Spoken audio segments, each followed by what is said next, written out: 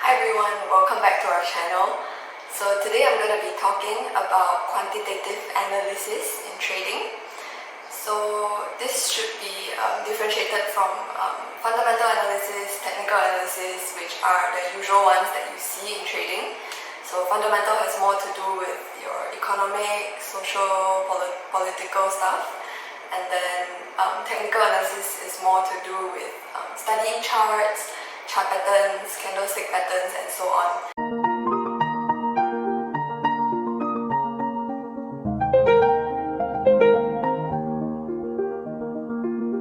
So quantitative trading, quantitative analysis is a little bit similar to technical analysis in that they're both looking at past data. They're looking at past data in order to predict your future data, right? But then in quantitative analysis, the focus is on numbers that you derive from the chart. So quantitative analysis is basically based on mathematical and statistical models that sort of give you an idea of what may the future prices be based on the previous prices. Okay, so an example that I can give you would be, say, imagine that, so first you have to start off with like sort of an observation of the market. So for example, maybe you wake up at 7 a.m. every morning and you realize like, oh, this stock A is always going up at 7 in the morning. This is just an example. This is not true. Like, this won't happen in a real world situation. But say that you imagine, okay, every day 7 a.m. you wake up and you observe that this stock is always going up in price. So then you make the hypothesis that at 7 a.m. this stock is always going up, right? So then you want to test your hypothesis and you can run it through a mathematical model in which you sort of look at every single day before that, every 7 a.m. before that day, and you want to see, okay, is it true that the price goes up by this amount every day? So you're using the numbers to calculate a probability. Say there is a 0.9 probability, which is 90%, which is almost all the time, right? 90% is like a very good value in terms of probability. So then you get a 90% probability that the price is going to go up at 7 in the morning. So that's basically how you use quantitative analysis. That's one way of using it. So another common way would be to use it in intermarket trading.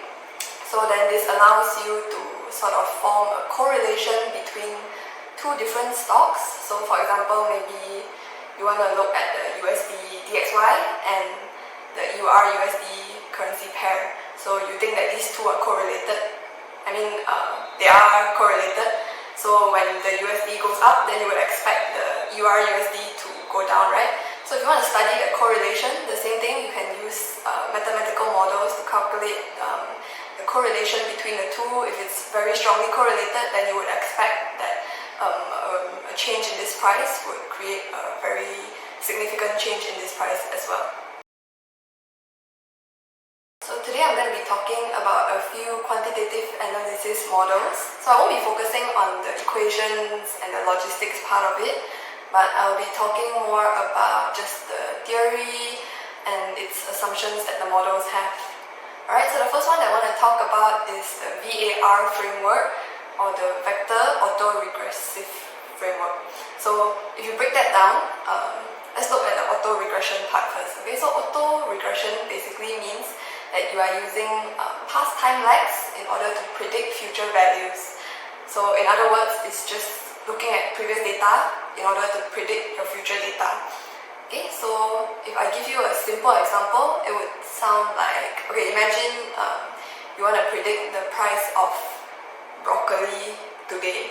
Okay, so you want to predict the price of broccoli today. So you're using previous data prices. So let's say the price of broccoli yesterday, the price of broccoli the day before, the month before, and so on.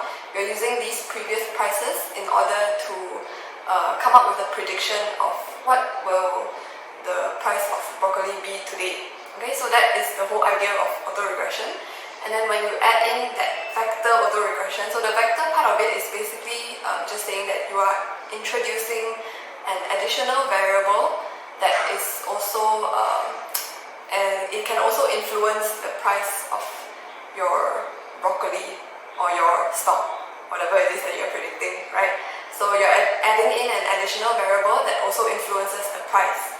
So when it comes to broccoli, maybe we can say things like, maybe broccoli has seasons. I'm not sure whether it's a seasonal vegetable, I don't think so. But let's imagine that broccoli is a seasonal vegetable, okay? So at certain points, maybe certain months, depending on the weather, then the production of broccoli is higher. So during that period, maybe the price is influenced. So the price is influenced by the season, right? So when we add in that variable to account for that change, then that whole model gives us the VAR framework. So that is how the VAR framework can be used. Alright, so the next one that I want to talk about is the Garch model. So the Garch model basically stands for Generalised, AutoRegressive, Conditional, Heteroskedasticity. Okay, so it's a very long word. So again, you see the autoregressive thing appearing in most of the models. So that autoregressive part, as usual, it takes previous data to predict future data. But then this model in particular basically proposes that there is time varying volatility, meaning that your volatility is not constant. So the volatility of a stock or anything else is not constant. And it's basically saying that the heteroskedasticity part of it is basically proposing that volatility is influenced by the recent volatility of the price. Meaning to say that if yesterday and the day before volatility is very high, right? So then it's likely that today's volatility will be just as high as well. So then if you look at the chart, it forms different clusters of volatility, meaning maybe during one period of time it will all be low volatility, and then as it increases, then there will be one chunk where it's all high volatility, and so on. Okay, so this model accounts for that changes in volatility, and it also places greater weightage on the recent volatility changes. So for example, if you're looking at today's price prediction, then you want to weigh the volatility of yesterday's and the day before's volatility. You want to weigh these factors higher than, say, volatility from 1 year ago. Okay, so this model allows you to do that, and this is especially beneficial maybe during periods of time where, say, like economic crisis, and you know that the volatility is going to be high, and you want to account for that difference when you're predicting the prices in your stock, then the Garch model comes in handy in such a case. Alright, so the last model that I'll be talking about today is the Arima model. So Arima basically stands for Autoregressive Integrated Moving Average model. Okay, so the autoregressive part is the same. Basically, it's predicting your future data based on your previous data. And then the integrated part is a mathematical thing where you're basically differentiating your values so that you ensure that the data is stationary. And when your data is stationary, it basically means that your data distribution is dependent on the length of time, but not the location in which the time is set.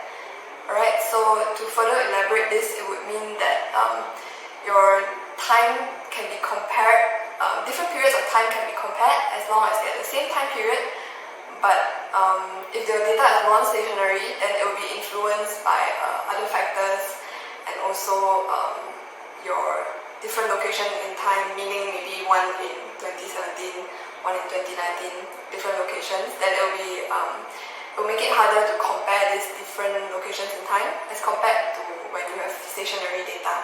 So these three models are the ones that I talk about today, the VAR framework and the Garch model as well as the Arima model. So let me know if you guys want to hear about anything else, or if you guys have any questions, or if there's anything else you prefer me to talk about, just let me know. And yeah, thank you for watching. Do remember to like, share and subscribe, and I will see you next.